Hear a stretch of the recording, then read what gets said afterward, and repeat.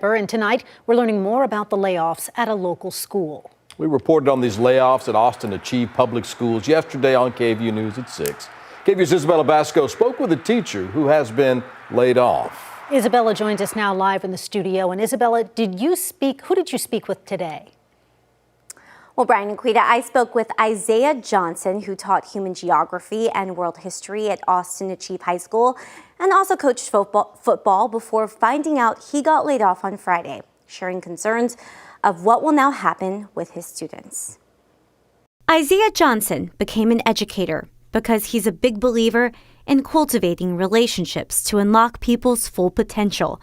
But Friday, those relationships got cut off when he found out he would be one of 24 people laid off by Austin Achieve Public Schools. It was just so somber and unexpected on my behalf. One of his first thoughts, what will happen to his students? My big concern, out of love, is that they are not going to be seen, my learners, that is, will not be seen and will not be understood simply because of the removal of the established relationships that are so essential to their success.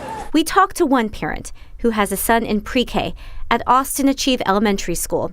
He didn't want to share his face or name on camera, but is concerned about the stability of his child's environment now that more students will be transferred into his class.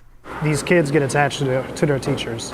So you have kids crying in the hallway. They don't know what's going on. They don't know if their teacher is going to be getting the axe or not. And it's just it was a toxic environment on Friday. And I don't want that for any kid. KVUE News reached out to Austin Achieve Public Schools for comment. The founder and CEO, John Armbrust, declined an interview. But he says Austin Achieve explored all options for reducing costs with minimal impact to staffing, calling the cuts ultimately necessary and inevitable. And reductions in staffing represent just 5% of their overall team. He also said reductions had minimal impact on class sizes, and most grade levels experienced no impact at all.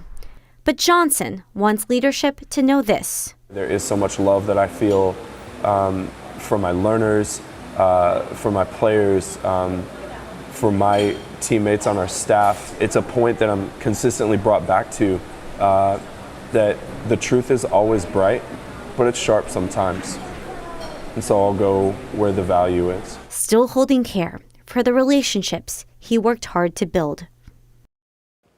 And families of impacted classes have been notified and will be invited to a town hall in the coming weeks where school leaders will receive and respond to community feedback. Ryan and Quita.